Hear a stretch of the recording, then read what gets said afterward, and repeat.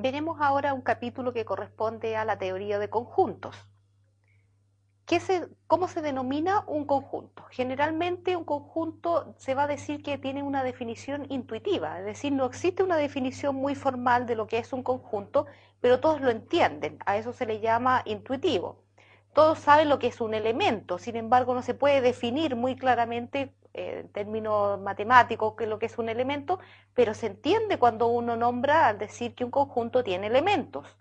Entonces se puede decir que un conjunto es una reunión de elementos, es una agrupación de elementos, pero que cumplen alguna característica en común, por eso están definidos ahí dentro de ese conjunto. Entonces el conjunto tiene elementos, pero que tienen una característica definida y además son elementos claramente definidos. Por ejemplo, el conjunto de las vocales. Todos tienen claro que las vocales son la A, la E, la I, la O y la U. Entonces este conjunto tiene 5 elementos. Si vamos a colocar, por ejemplo, un conjunto que diga el conjunto de los cantantes que son mejores, eso no lo podríamos decir porque definir lo que es un cantante mejor no está claro. Es decir, para poder nombrar un elemento de un conjunto tiene que ser tan claro que todos lo entiendan. Pero si es algo donde el criterio va a tener que definir qué es lo que es ser mejor cantante o ser peor cantante, eso va a depender del gusto de las personas.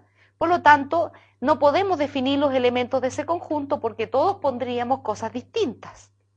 Así que para poder decir que un conjunto tiene elementos, esos elementos tienen que estar claramente definidos y todos lo van a entender sin que haya dos criterios para poder elegir el elemento que está ahí.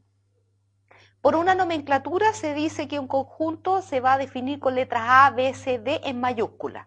O sea, el conjunto de las vocales se puede llamar el conjunto A. El conjunto de los números naturales se le puede llamar el conjunto B.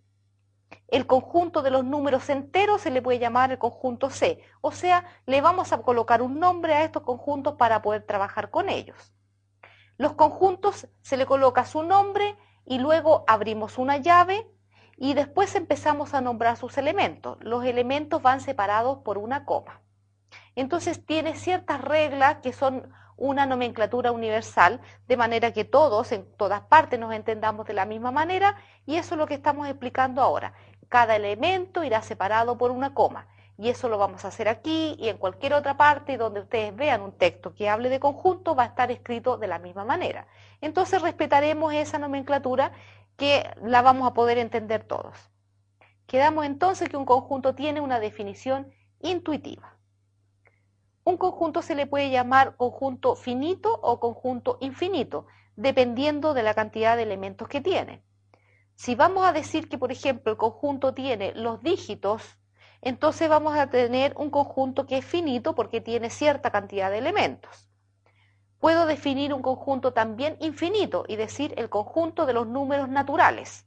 Los números naturales comienzan con el 1, el 2, el 3, pero siguen indefinidamente. Entonces, no sé la cantidad de elementos que tiene este conjunto, por lo tanto, es conjunto, primero porque cumple la característica de que todos los números que están ahí adentro son naturales, están claramente definidos, irán separados por coma, pero la cantidad de elementos que hay dentro de ese conjunto es infinita. Entonces, el conjunto también lo llamaremos conjunto infinito.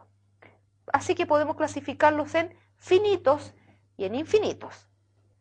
Los conjuntos se pueden describir de dos formas. Lo podemos describir por extensión o por comprensión. Pongamos un ejemplo muy simple. Las vocales. Si el conjunto A tiene los elementos A, E, I, O y U, y los hemos nombrado uno a uno sus elementos, estamos diciendo que ese conjunto está expresado por extensión. Extensión significa entonces que se nombra elemento a elemento.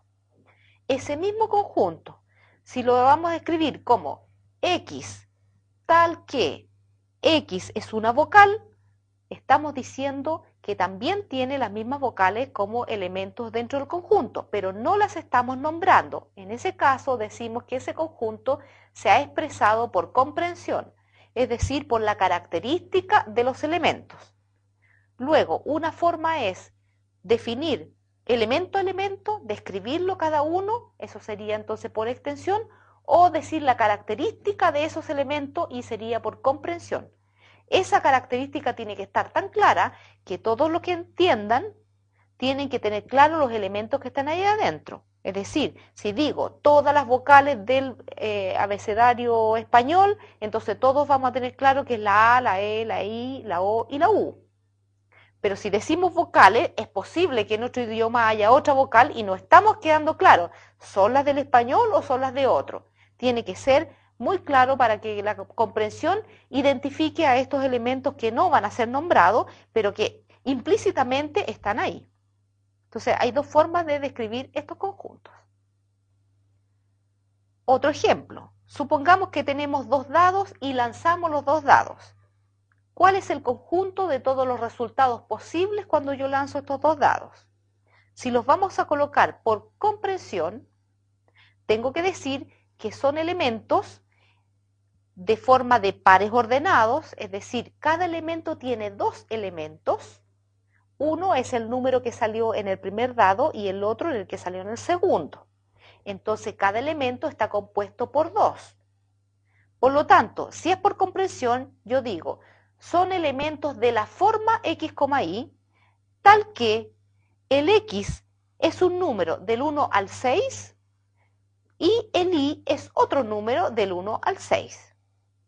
Si lo vamos a nombrar ahora por extensión, tendríamos que decir que los resultados posibles de tirar estos dos dados pueden ser el 1-1, el 1-2, el 1-3, etcétera, hasta el 1-6. O seguimos el 2-1, el 2-2, el 2-3, etcétera, y seguimos hasta la última combinación 6,6. Es decir, todas las combinaciones que se pueden dar con un dado y sus 6 números y con el otro dado y sus 6 números. En total vamos a formar 36 elementos de este conjunto. Y los elementos están formados por pares ordenados porque tienen dos resultados, del primero y del segundo. Entonces, los elementos de un conjunto no siempre son un solo valor. Como estamos viendo aquí en este ejemplo, el elemento de este segundo conjunto, de este ejemplo, tiene dos.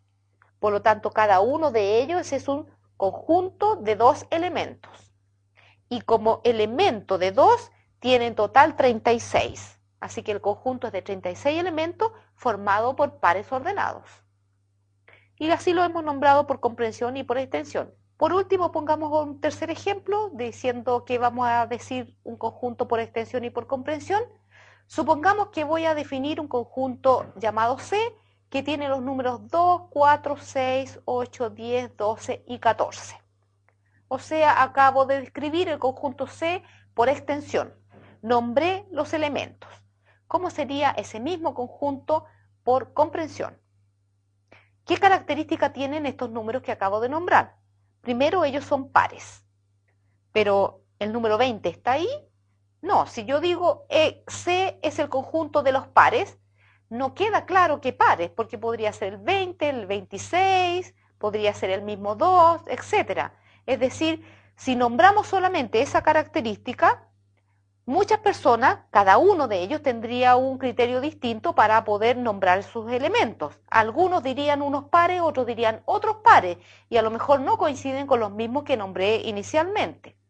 Por lo tanto, cuando uno nombra por comprensión, tiene que ser tan claro que quede bastante definido que son los números del 2 al 14. Entonces hay que colocar, son números de la forma X. X me está indicando que es elementos de A1. Si digo X, Y serían pares. Entonces C es igual a X elementos, tal que ese elemento es par y está comprendido entre el 2 y el 14 incluidos. De esa forma estamos diciendo que los elementos, cuando los quisiéramos nombrar, todos van a entender que es el 2, 4, 6, 8, 10, 12 y también el 14, porque habíamos dicho que estaban incluidos. Si hubiésemos dicho pares solo, no queda claro cuáles, qué pares. Así que hay que ser muy claro, sobre todo en la comprensión cuando uno define. Unas notaciones y definiciones que hay que tener clara para poder entender la teoría de conjunto y que es una notación también universal, para que todos entendamos que estamos hablando en el mismo idioma. Una de ellas es el símbolo pertenece, que es como una E con una línea entre medio. Ese símbolo lo vamos a llamar el símbolo pertenece. Eso quiere decir que me está diciendo un elemento cuando pertenece a un conjunto. Por ejemplo, si tengo el conjunto A, que tiene las vocales A, E, I, O, U, 5 elementos, voy a poder decir que el A, el elemento A minúscula o la vocal A, pertenece al conjunto A mayúscula. Sin embargo, si tomo una M, una letra del abecedario, y voy a poder decir M no pertenece, entonces se atraviesa una raya de manera que haga la negación de ese símbolo. El símbolo pertenencia se ocupa cuando uno está diciendo un elemento que está dentro de un conjunto. Otra notación, la letra U, la U mayúscula. Esa se le va a colocar el nombre cuando se llama conjunto universo. Y el conjunto universo es aquel conjunto por donde vamos a trabajar. Por ejemplo, si yo tengo el conjunto de los números naturales, entonces digo que U van a ser el conjunto de los números que están desde el 1 en adelante en forma infinita, y de ahí voy a trabajar con el conjunto A pares, el conjunto B impares, el conjunto C los números primos, y así sucesivamente podría sacar subconjunto y colocarles nombre a cada uno de los subconjuntos. Pero todos ellos fueron sacados de un solo universo, que serían los números naturales. Entonces, si tenemos claro primero dónde estamos trabajando, al conjunto de trabajo lo llamaremos el conjunto universo. Y de ahí sacaremos entonces los subconjuntos o estos otros conjuntos llamados A, B, C, D, con los que vamos a hacer operaciones. Así que la U quedó reservada solamente para el conjunto universo.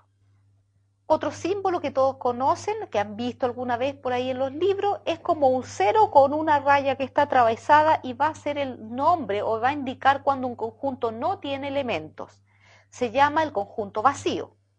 En vez de colocarle el conjunto A, el conjunto B, el conjunto C o cualquier letra a ese conjunto sin elementos, le vamos a poner este símbolo. El círculo con esa línea atravesada indicará que es el nombre de un conjunto que no tiene dentro elementos. También podrían verlo con dos llaves, una llave hacia afuera y la otra para el otro sentido, contraria, de manera que estén juntas esas llaves y dentro de ellas no hay nada. También esta es otra forma de indicar el conjunto que viene a continuación es vacío, no tiene elementos. Como una cuarta definición o simbología está el símbolo de subconjunto. El subconjunto es como una C. No tiene la rayita entre medio igual que el de pertenece, pero significa algo similar. Eso vamos a colocarlo cuando un conjunto está contenido dentro de otro. No cuando un elemento está contenido en un conjunto, porque en ese caso utilizo la E con la rayita. Entonces, ese pertenece con la rayita se ocupará cuando tengo un elemento dentro de un conjunto. Y la C sola, sin la raya, se usará cuando digo un conjunto que está incluido dentro de otro conjunto. Por lo tanto, pasaría a ser un subconjunto de él. Y es un elemento de ese conjunto, pero no es un elemento como puntual como lo habíamos visto antes. Un subconjunto puede estar dentro de otro, entonces él está contenido, por lo tanto usaremos esa C. En el ejemplo tienen entonces un esquema con unos números, donde está el conjunto desde el 1 hasta el 10. El conjunto A del 1 al 10. El conjunto B serían solamente los números pares. Por lo tanto, vamos a concluir de que B está incluido dentro del A porque tiene los elementos que tiene A, no tiene todos los elementos de A, pero todos los de B sí están dentro de A. Y lo podríamos graficar con un esquema que todos también han visto alguna vez, unos circulitos llamados el diagrama de Venn. Si lo graficamos eso mismo, vamos a hacer dos círculos. En el círculo A estarán todos los números del 1 al 10. Y en el B van a estar del 2 al 4, 6, 8 y 10, solamente los pares. Los otros que no son pares quedaron fuera de B, pero dentro de A. Entonces vamos a poder decir que B está incluido dentro de A. Todos los elementos de B también pertenecen a A, pero no todos los de A pertenecen a B. Entonces se coloca B incluido dentro de A. Obviamente que en estos símbolos, si ustedes le colocan la raya atravesada, va a negar eso. Cuando uno dice este conjunto no está incluido, le pondrán la raya atravesada. Si decimos que dos conjuntos A y B son iguales, usaremos el símbolo iguales. A igual a B. ¿Cuándo vamos a decir que un conjunto es igual al otro? Cuando tiene exactamente los mismos elementos. Entonces, si tengo los elementos 1, 2, 3 en el A y en el otro están los mismos 1, 2, 3, aunque estén puestos en otro orden, podría tener el 2, 1, 3 cambiando el orden, sin embargo son los mismos tres elementos, voy a decir que estos dos conjuntos son iguales. No implica la ubicación dentro de ellos, implica la cantidad de elementos y los elementos, en el orden en que esté, no importa. Mientras sean los mismos, esos dos conjuntos van a ser iguales y utilizan el símbolo de igualdad. Otra notación, el complemento. Si un conjunto se llama A, el conjunto A complemento le colocan una C chiquitita arriba, A complemento, indicará todos los elementos que no están incluidos dentro de A, pero que sí son parte del universo. Por ejemplo, si tengo los números del 1 hasta el 10 y tomo un conjunto A que serían los pares, mi universo es del 1 al 10. El conjunto A, los números 2, 4, 6, 8, 10. ¿Quiénes serían los elementos del conjunto A complemento? Todos aquellos que están en el universo, pero que no están en A. O sea, el A complemento tiene los números 1, 3, 5, 7 y 9. Son todos aquellos que completan el universo que no están en A, pero que si yo voy a sumar, a juntar los elementos de A con los de A complemento, formo el universo nuevamente. Entonces la simbología es una C chiquitita. En algunos textos también le colocan una coma, porque de repente puede haber alguna diferencia y dice, esto no lo he visto. La verdad es que es lo mismo. A con una C o A con una comita. En ambos casos significa el complemento de A, aquellos elementos que no están en el conjunto A, o sea, todos los demás que completen el universo. Como habíamos dicho que un conjunto podía ser subconjunto de otro, entonces la pregunta es, si tengo un conjunto A, ¿cuántos subconjuntos podrían salir de ahí? ¿O cuántos están contenidos dentro de él? Veamos un ejemplo. El conjunto A tiene los elementos 1, 2 y 3. ¿Quiénes son todos los subconjuntos que yo podría formar? Elementos son 3, 1, 2 y 3, pero subconjuntos son muchos más. Uno de los subconjuntos puede ser solo el número 1. Por lo tanto, tiene como un subconjunto el número 1 y va a estar entre llaves, porque los conjuntos se definen entre llaves. También podría tener como subconjunto solo el número 2 o solo el número 3. Hasta ahí llevo 3 subconjuntos que puedo formar. También podría tener un subconjunto con el elemento 1 y 2. Ya sería un cuarto. O puede tener el elemento 2 y 3. O el 1 y 3. O incluso tener el 1, 2 y 3. Y también tiene el vacío.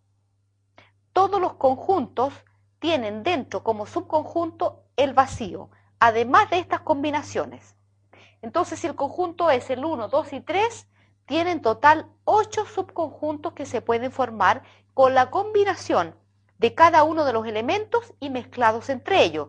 Eso incluye al conjunto A completo y también va a incluir al vacío.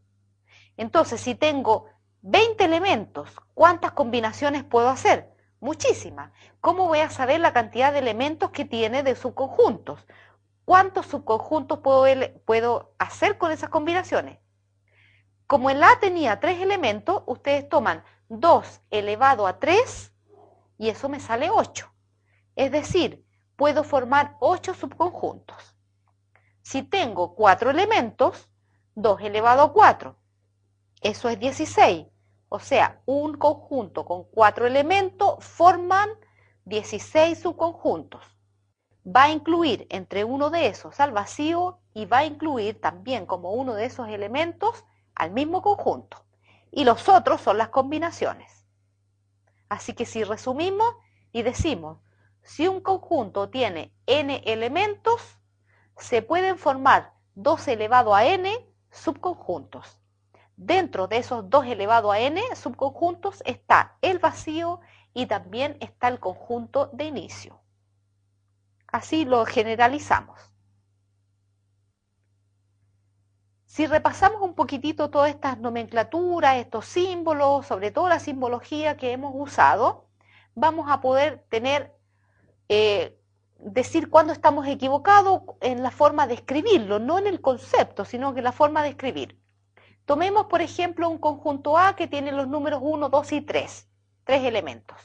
Entonces, si entre llaves saco al número 1, yo digo que ese subconjunto, que es el 1, pertenece o está incluido dentro de A y utilizo esa C que colocamos para decir cuándo un subconjunto está dentro de otro. Si le coloco a ese conjunto 1 con el símbolo pertenece, estoy escribiéndolo mal. Sin embargo, todos entienden de que estamos nombrando una cosa que está dentro de otra, pero estamos utilizando mal la simbología. Entonces, lo correcto es colocar que el 1 entre llaves como subconjunto con la C, esta C de pertenece, dentro de A. Si voy a colocar entre llaves el 1, 2 y 3, también tengo que decir que pertenece, pero con la C en A. Si le colocamos la rayita abajo, como aparece en la figura, significa que puede ser menos elementos o incluso la misma cantidad de elementos que A. ¿Qué es lo que está ocurriendo acá? El 1, 2 y 3 es uno de los subconjuntos de A y pertenece o igual a A. Si coloco el vacío voy a decir que vacío también pertenece a este A. Uso la simbología de la C, de esta C de pertenece como subconjunto. Entonces el vacío es un subconjunto de A. Si digo el número 1, pero sin llavecitas, es porque estoy tomando un elemento del conjunto A. Entonces tengo que utilizar esa E con la rayita, donde digo que el 1 pertenece al conjunto A, es un elemento del conjunto A. El número 2, sin llaves, es un elemento del conjunto A, por lo tanto utilizo nuevamente esta E. Y estaría correcto decir que 2 pertenece al conjunto A, pero no podría poner esa C, porque 2 sin llaves no es un subconjunto. Si le coloco llaves, entonces es un subconjunto y tendría que usar la C y está dentro de A. Las dos cosas confunden porque significan en el fondo lo mismo, pero hay que tener la nomenclatura clara, cuando utilizo esta E y cuando utilizo esta C. Y finalmente, como el ejemplo, tenemos el subconjunto el 2, pero entre llaves, practiquémoslo. Ese 2 entre llaves es un subconjunto, entonces si quiero decir que está dentro de A, tengo que usar ¿qué símbolo? La C. Esta C de que pertenece. Ahí hemos ejercitado con 3 elementos, cuando utilizo el pertenece, cuando utilizo esta C.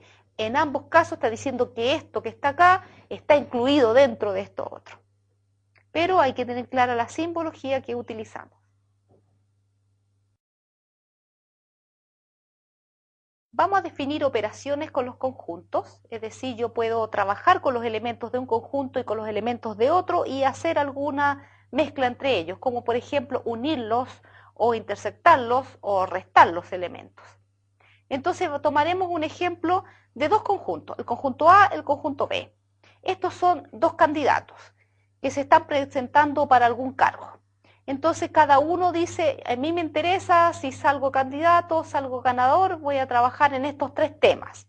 Los temas pueden ser, en el caso del A, el gasto público, puede ser la vivienda y puede ser educación. En el candidato B, él dice, yo quiero otras cosas que me interesan. Educación, transporte y salud.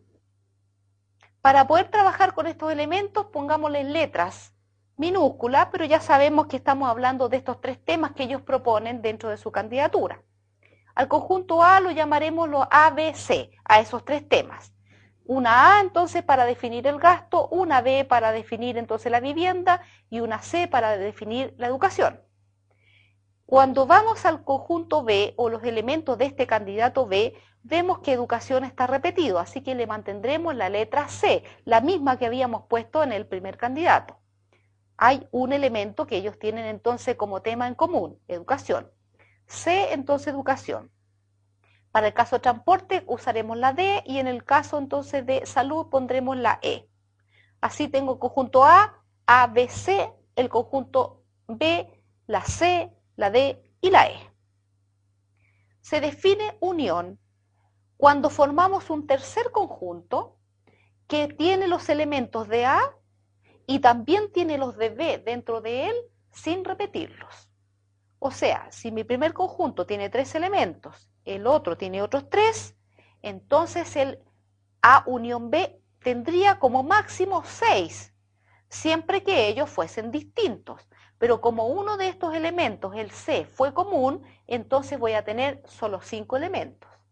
Pero lo que hay que tener claro es que la unión es un tercer conjunto que se formó de unir 2.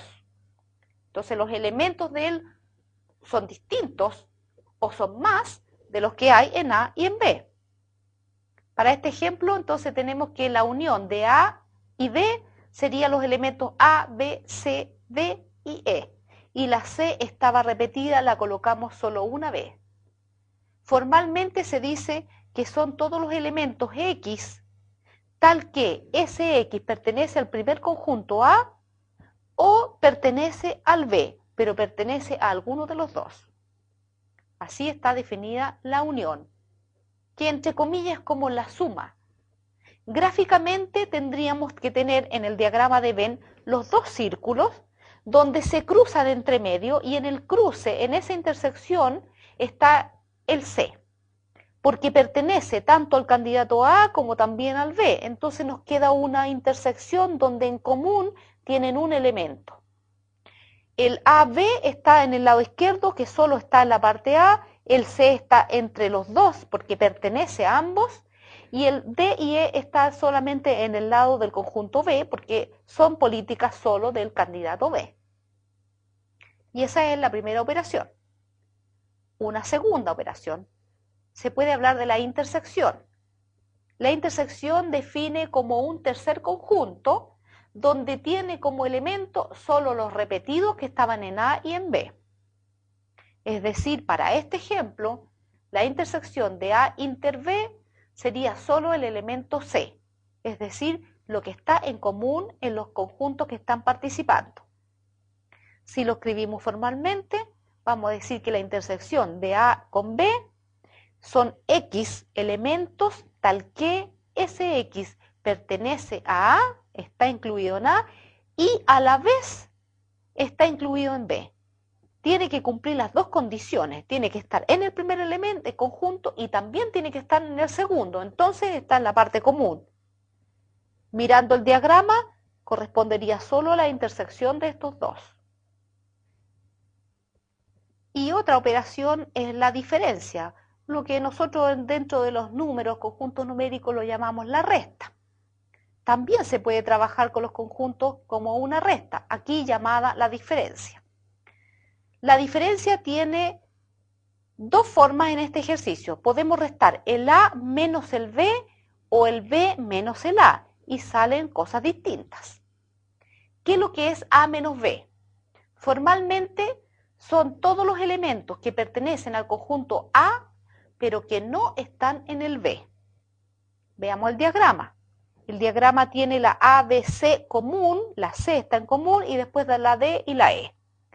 ¿Qué elementos están en A que no estén en B? Solo el A y el B. Entonces diríamos que es la parte izquierda de este diagrama que ustedes están viendo. Los elementos que están en A pero que ya no pertenecen a ninguna parte del B. Eso es A menos B.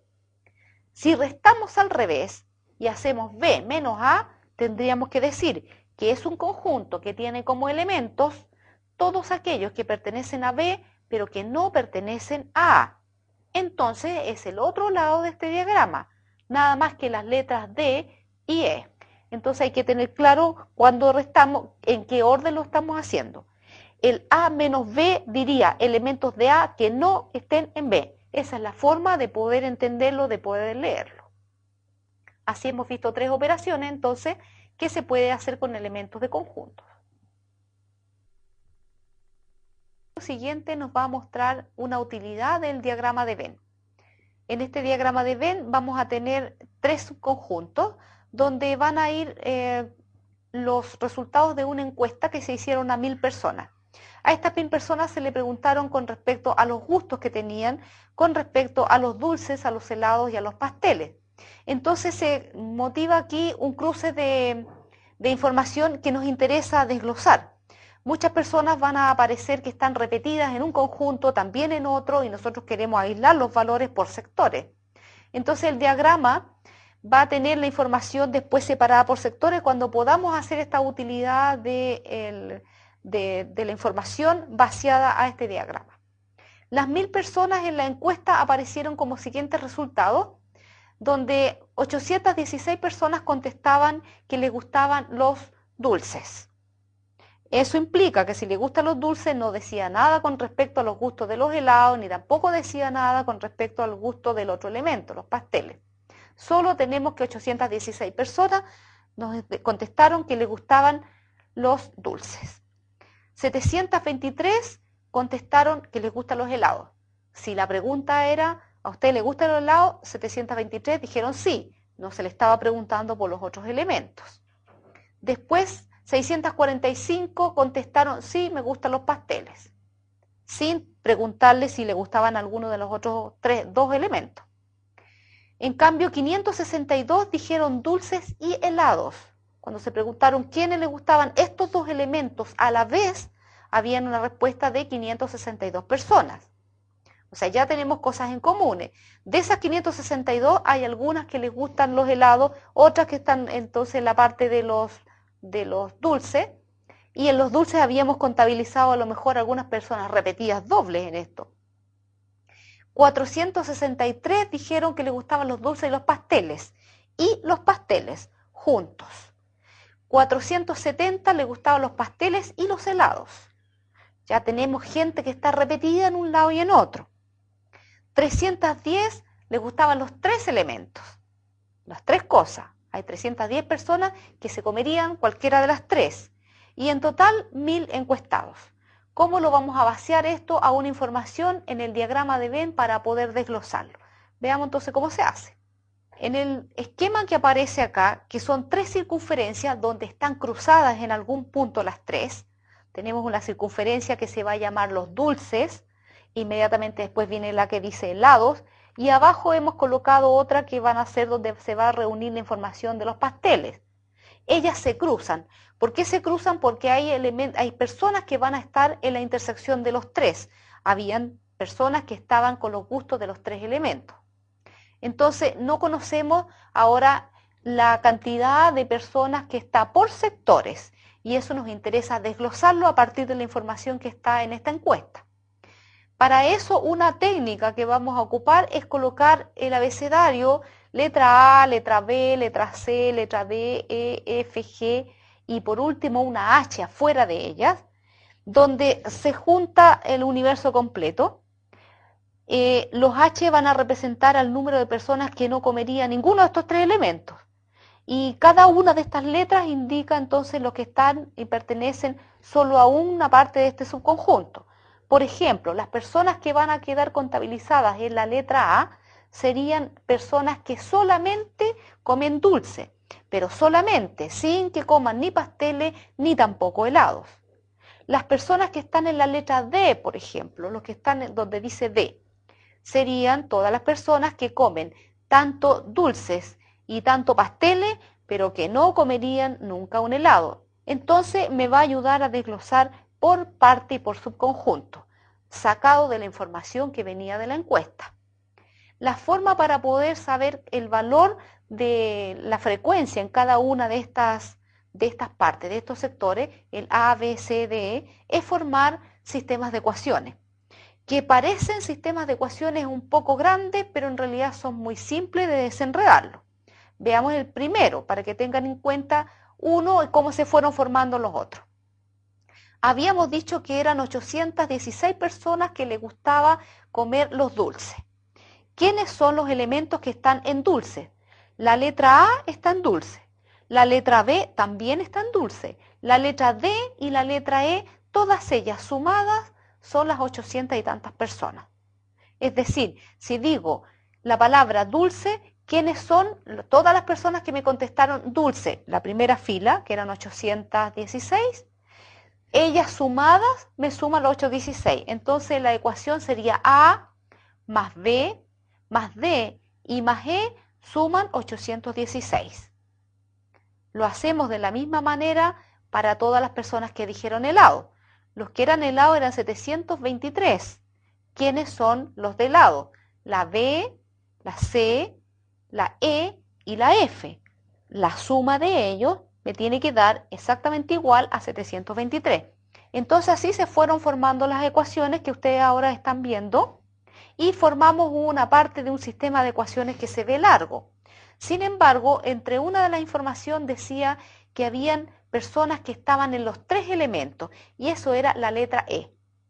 La E la sabemos por la encuesta, eso viene directo de la encuesta. Entonces, conociendo la E, se va reemplazando ese valor de E donde esté la E en las otras ecuaciones. Y así se va desenredando este sistema que partiendo de abajo hacia arriba terminamos de completar cada una de estas letras. Puedo desglosar de esta forma cuánto vale la A, cuánto vale la B, cuánto vale la C y así sucesivamente. Y podría contestar entonces, ¿cuántas personas comerían solamente pasteles? Tendría que ir a mirar el valor de la letra G y tengo la respuesta. ¿Cuántas personas comerían solamente helados sin tomar ninguno de los otros 2 elementos? Los que hayan estado puestos en el valor de la letra C. Entonces así puedo hacer cualquier pregunta con respecto a la encuesta, la he desenmarañado entera, le he sacado cada uno de los subconjuntos a partir de los resultados de esta encuesta. Entonces lo que hay que practicar es la resolución del sistema de ecuaciones. Que insisto, si tienen una de las letras, que es la última, por ejemplo, cuando dice que todas estas personas comerían los 3 elementos, tengo el valor de la intersección, conociendo eso, se va desenredando hacia arriba hasta que conocemos el total. ¿Cómo llegamos a la H? La H tendríamos que decir que es el complemento que falta para completar los 1000. Si dentro de la circunferencia hemos anotado las personas que están en la A, la B, la C, la D, la E y la F y también la G, y ya tenemos sumados eso y no me alcanzan a ser 1000 personas, significa que el resto estaba fuera, porque en total se habían encuestado 1000. Entonces, por diferencia, me sale que los que no están en la circunferencia quiere decir que están en el complemento de ella. Y el complemento son aquellas personas que no les gustaba ninguno de estos elementos. Ni los comerían solo, ni tampoco de a 2, ni menos de a 3. Entonces son aquellos que habrían dicho no a todos estos 3 elementos, quedarían en la parte de H. Y así completa el universo entero de los 1000 y quedaron vueltos a distribuir. Entonces el diagrama es muy práctico para poder, digamos, desglosar información por subconjunto cuando nosotros las tenemos mezcladas.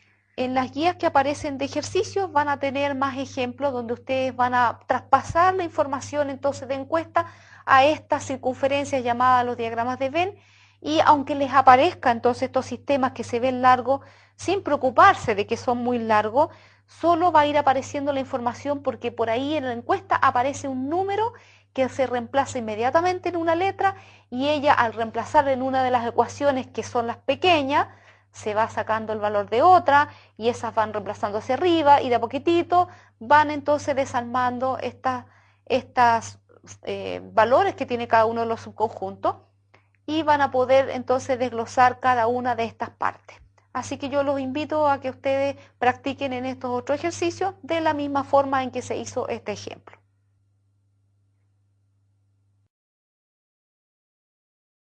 Vamos a ver ahora el álgebra de conjuntos.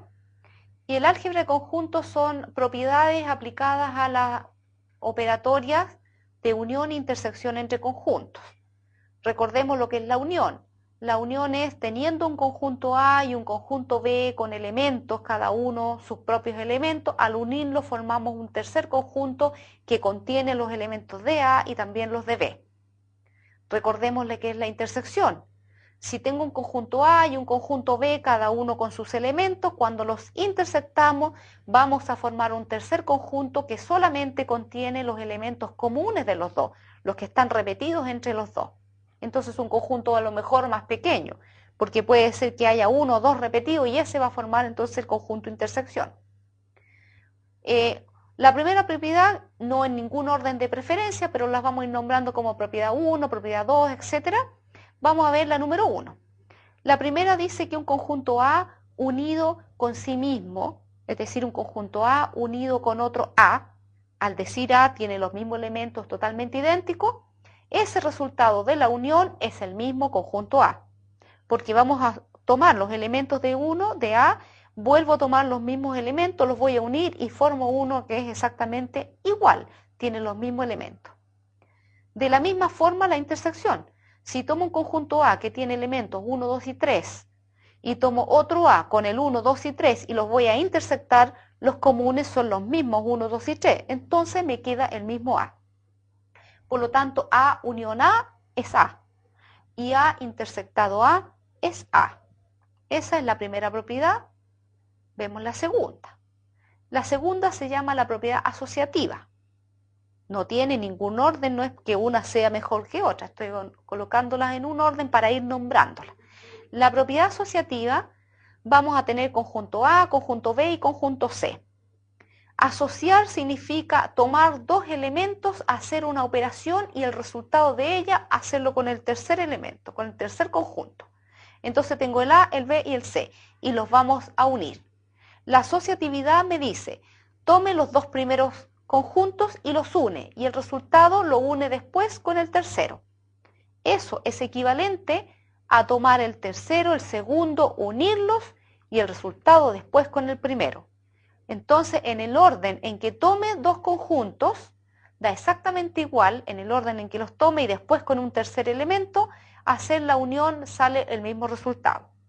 Por lo tanto, unir A con B, y la respuesta de eso, unirla con C, es equivalente a unir B y C primero y el resultado unirlo después con A. Vamos a llegar al mismo resultado final, al mismo conjunto final. En la intersección ocurre lo mismo. Un conjunto A, B y C, intersecto primero A y B. La respuesta, un tercer conjunto. Y ese intersectado con el C.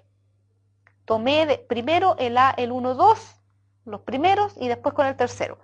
Si lo hacen al revés, toman los dos últimos, los intersectan y esa respuesta con el primero, el resultado en ambos casos es el mismo conjunto final.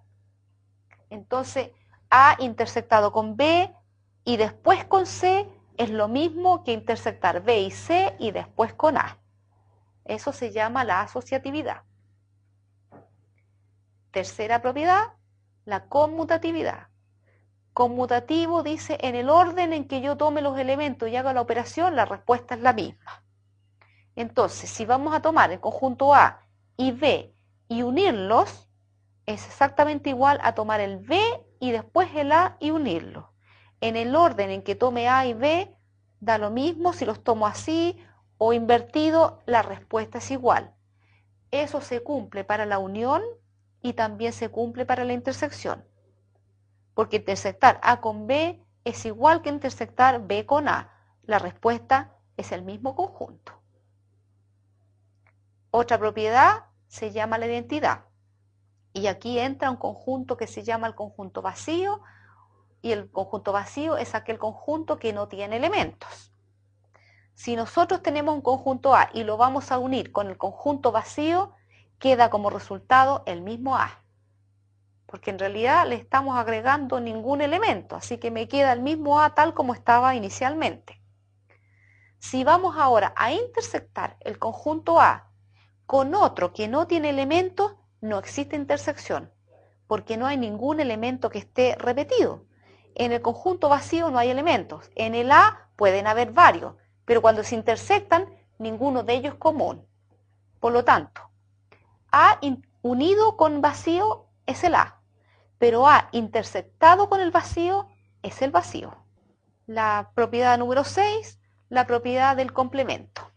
El complemento es todos los elementos que no se encuentran dentro de un conjunto. Eso recordando que es el complemento. Si colocamos A con una C arriba chiquitita, A complemento, significa todos los elementos que no se encuentran en A, pero que se encuentran en el resto del universo. Si nosotros tenemos un conjunto A y lo unimos con el complemento de él, formamos el universo completo. Entonces, A unión, A complemento, suman o forman el conjunto universo. ¿Qué pasa si los intersectamos? Un conjunto A que tiene sus elementos, intersectado con el complemento de él. ¿Qué ocurre? Que los elementos de A no son iguales a los elementos de A complemento, porque el A complemento tiene exactamente números o valores o elementos que no estaban contenidos acá. Por lo tanto, si los intersecto, no tengo ningún elemento común que se intersecten. Entonces el resultado es vacío. A intersectado con el complemento de él resulta entonces un conjunto vacío, nada en común. Si tomamos el universo y colocamos el complemento del universo, es el conjunto vacío, porque el universo tiene todos los elementos. ¿Quiénes son el complemento del universo? Ninguno. Por lo tanto, la propiedad me dice que si voy a tomar el complemento del universo, no me queda ninguna cosa, ningún elemento. Sería el vacío. Y por el contrario, si al conjunto vacío le tomo el complemento, el vacío no tiene elementos. Por lo tanto, el complemento de él son todos los demás, es decir, el universo completo. Ya, una propiedad número 7, vamos a escribir un conjunto A de dos formas, como una unión de conjuntos y como una intersección de conjuntos. En los esquemas aparece el conjunto A, el conjunto B y una intersección entre ellos. Entonces, el conjunto A se puede escribir como una unión de dos particiones. Una de las particiones es un pedazo de este A, es la intersección entre A y B. El pedacito donde ellos están común es la intersección. Por lo tanto, me quedó pintado un pedazo de A. Si a ese pedazo de A le sumo la otra parte que está a la izquierda, completaría el A. ¿Quién es esa otra parte a la izquierda? Eso es A intersectado con el complemento de B. Complemento de B, lo que está por fuera de B. Si ese complemento de B lo intersecto con A, me queda justo la parte que faltaba. Entonces A es la suma, es la unión de ese pedazo más la intersección. Entonces A quedó escrito como una partición, una suma de estas dos particiones. Otra forma de escribir el conjunto A sería como una intersección. ¿Entre qué conjuntos? Unimos A y B. Si se une A y B, quedaría A y B tomados, completos. A esa unión le vamos a intersectar el conjunto A, que resulta el A. Entonces A pasa a ser la intersección entre él mismo y la unión de A con B. Así hay dos formas de escribir un conjunto A. Una como una partición sumando dos pedacitos y la otra como una intersección también de dos conjuntos. Y en ambos casos resulta el conjunto A. Y finalmente en el esquema vamos a ver que el A menos B, que es el A menos B, eran todos los elementos de A que no estén contenidos en el conjunto B. El A menos B se puede escribir como A intersectado con B complemento. Eso es A menos B. Así tenemos entonces una operatoria de la intersección y de la unión, donde la vamos a aplicar en un ejercicio que sale, digamos, aplicaciones de estas propiedades para poder demostrar identidades. Es decir, tengo un enunciado donde sale bastante largo y hay que demostrar que es igual al otro lado de la identidad, aplicando solamente estas propiedades que yo le he mencionado. Lo vamos a ejercitar entonces con un ejemplo aplicando estas propiedades. El ejemplo entonces que vamos a demostrar como identidad significa que vamos a tratar de reducir uno de los lados de esta entidad hasta demostrar que es exactamente igual a la otra. El ejemplo que hemos tomado para aplicar estas propiedades es el siguiente. Un conjunto A menos la intersección de A con B. Eso unido con un conjunto B menos la intersección de A con B. Y a la vez unido con la intersección de A con B. Todo eso es el lado izquierdo de nuestra identidad. Y hay que llegar a demostrar que ese lado es exactamente igual a A unión B, aplicando las propiedades. La primera propiedad que vamos a aplicar es la última que habíamos mencionado, que decía A menos B es igual a A intersectado con el complemento de B. Entonces, donde aparecen estas restas, en los primeros paréntesis hay unas restas, A menos una intersección y B menos la intersección, esos menos vamos a aplicar la propiedad, la última, la número 7. Por lo tanto, lo vamos a cambiar a A intersectado con A intersección B complemento. Es decir, donde está el menos, cámbielo a intersectado con el complemento del conjunto siguiente. Ese mismo cambio se hizo en el segundo paréntesis. El segundo paréntesis decía B menos una intersección. Lo cambio a B intersectado con el complemento de ese otro conjunto. El resto permanece igual, por lo tanto vamos copiando hacia abajo lo que no se ocupó, pero sí hicimos ese cambio de la propiedad número 7 aplicada en el primer paso. Como un tercer paso ahora vamos a aplicar la ley de Morgan, que la habíamos mencionado antes. En la parte donde dice complementos, el complemento de un conjunto que está intersectado es lo mismo que la unión de los complementos. Por lo tanto, en el primer paréntesis donde había una A intersectado B, todo complemento, al aplicar esta ley de Morgan dice que es lo mismo que unir el complemento de A con el de B. Lo mismo hicimos para el segundo paréntesis donde también había un complemento de una intersección.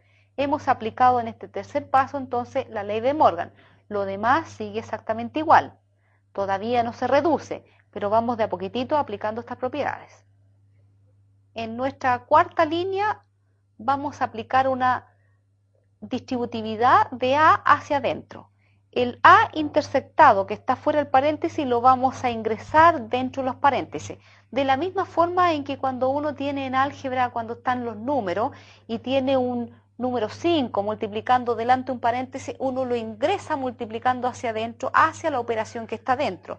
De esa misma forma entonces se distribuye el A intersección hacia el primer elemento y después hacia el segundo. Eso es lo que hicimos entonces en el paso número 4. De igual forma, el B intersectado también se ingresa hacia dentro del paréntesis como una distributividad, igual como ustedes multiplican un número hacia adentro de un paréntesis. Lo que quedó en la cuarta fila, vamos a notar que existe unos paréntesis donde dice A intersectado con el complemento de A. Resultó entonces en este cuarto paso elementos A intersectado con su propio complemento. ¿Qué habíamos dicho de las propiedades? Que un conjunto intersectado con el complemento del mismo es vacío. Entonces, donde aparece esto, lo vamos a reemplazar por el conjunto vacío. Y vamos a notar que nos quedó un conjunto vacío unido con otro conjunto. Las propiedades me decían que si tenía que unir un conjunto con el vacío, terminaba siendo el resultado el mismo conjunto. Entonces ya se nos empieza a reducir. Ustedes se fijan que en dos partes nos quedó la unión de un conjunto con este vacío. Nos quedó como respuesta solo el conjunto. A continuación lo que se hace es resumir entonces en forma más concreta la extracción de un conjunto que estaba antes distribuido, lo vamos a volver hacia atrás. Es decir, como sacar un factor común, si a lo mejor se entiende mucho más. Si tengo en un conjunto repetido un B y en el otro también como que si factorizaran, nos queda uno solo fuera en común, lo que hace que esto se reduce. Entonces estamos aplicando una distributividad, pero en sentido contrario. En el paréntesis donde aparece el complemento de A unido con el conjunto A, lo reemplazamos entonces por universo, porque estamos uniendo un conjunto con su complemento, completamos el universo completo. ya nos queda bastante más chiquitito, entonces este lado izquierdo, donde ahora dice B intersectado con el universo. Eso será reemplazado entonces en la siguiente línea solo por un B, porque un conjunto intersectado con el universo es el mismo conjunto. Entonces ya nos está quedando el B, unido con este otro paréntesis que teníamos al principio que dice A unión B complemento. Lo que nos queda es distribuir hacia dentro del paréntesis la unión de B. U unido, B unido con el paréntesis. Distribuyen el B unión hacia el A y también hacia el complemento de B, como una propiedad distributiva. Es como que multiplico hacia adentro el B unión. Me vuelve a separar en un conjunto. La parte que dice B complemento unido con B vuelve a ser reemplazado otra vez por universo, porque estamos sumando conjunto más todo el resto me suman el universo. Entonces nos queda finalmente un A unión B intersectado con el universo. Este A unión B es un conjunto intersectado con el universo, pasa a ser solo el conjunto A unión B. Y finalmente llegamos que A unión B es igual a A unión B. Aplicando propiedades, ustedes entonces de la guía de ejercicio toman un lado de la identidad y tienen que tratar de ir cambiando de esta misma forma hasta que logren llegar al otro lado. Es decir, tienen que llegar a lo mismo que aparece en el lado derecho. Identidad es porque de un lado he llegado al otro y ellos finalmente terminan siendo iguales. Y estos cambios han sido solo aplicando las propiedades que habíamos visto anteriormente. Así que yo los invito a ejercitar. No se ve tan fácil porque generalmente nos cuesta trabajar un poquito con esta nomenclatura, pero un poco de práctica y revisando lentamente lo van a lograr. Se define el producto cartesiano como el cruce de elementos de un conjunto con otro y forman pares ordenados. Supongamos que tenemos entonces un conjunto A con los números 1, 2 y 3 y un conjunto B con las letras A y B del abecedario. Si los cruzamos en este producto cartesiano, la definición de él dice que forma pares ordenados, de manera que el primer elemento del par ordenado es un elemento del primer conjunto y el segundo elemento de este par ordenado pertenece al otro conjunto. O sea, el conjunto A cruz B o A cruzado con B tiene como elementos pares ordenados X, Y, tal que el X es un elemento de A y el Y es un elemento del otro conjunto, del B. Si tengo estos conjuntos 1, 2 y 3 y el otro A y B, ¿cómo sería el resultado de hacer este cruce o del producto cartesiano? Los elementos del producto cartesiano son en total 2 por 3, 6. Uno de los conjuntos tenía 3 elementos, el otro tenía 2 elementos. El producto me dice cuántos elementos va a tener este producto cartesiano. 3 por 2, 6 elementos. ¿Quiénes son estos 6 elementos? Uno sería el 1 con el A. El 1 pertenece al conjunto A, el A pertenece al otro conjunto. El segundo elemento, el 1 con el B. Después sería el 2 con el A, como tercer elemento. Y después el 2 con el B. El quinto elemento sería entonces el 3 con el A y el sexto y final el 3 con el B. O sea, todos se cruzaron. Todos los elementos de A tomaron alguno de los de B. Y todos los de B tienen también alguno de los de A, pero formaron pares ordenados. A eso llamamos entonces el producto cartesiano. Y la cantidad de elementos o la cardinalidad. ¿Qué es lo que es cardinalidad? Estamos metiendo un concepto nuevo. Cardinalidad es contar los elementos que tiene el conjunto. La cardinalidad de este producto cartesiano es en total 6. Indicará cuántos elementos se van a formar. Si recordamos un poquitito que había mencionado lo que era el complemento de un conjunto, diciendo que son los elementos que no están dentro de ese conjunto, también la unión y la intersección tienen complementos. Así como la unión es un conjunto, entonces obviamente tiene que tener un complemento, porque los elementos de un conjunto tienen complementos, serían todos aquellos que no están allá adentro. ¿Cómo se puede decir, cómo podemos definir este complemento de la unión?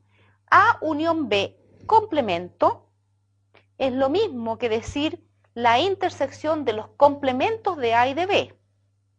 Suena como raro. Pero si lo vemos en el diagrama, podemos decir, cuando yo dibujo una unión, el complemento de ella es todo lo que está fuera de la unión. Por lo tanto, me queda la parte exterior de una unión. Pero por otro lado, si intersecto los complementos del conjunto A y B separadamente, intersecto eso, llego a que me sale exactamente los mismos elementos. Por lo tanto, el complemento de una unión es la intersección de los complementos. Por otro lado, podemos también calcular el complemento de una intersección, es decir, A inter B, pero su complemento. En el diagrama eso significa que en vez de tomar la parte común, es todo lo contrario. Justo la parte común no son los elementos, porque dice complemento de esa parte común. Eso sería equivalente a calcular o a escoger los elementos del conjunto A complemento, del conjunto B complemento separadamente y después unirlos. Es decir, el complemento de una intersección es la unión de los complementos de los conjuntos separadamente. Tomo los complementos de A, tomo los complementos de B y los uno. Y eso es equivalente a decir lo contrario de esta intersección. También el diagrama les puede ayudar. Si van mirando los colores. A esto se le llama las dos leyes de Morgan. Es decir, son los complementos de la unión y los complementos de la intersección.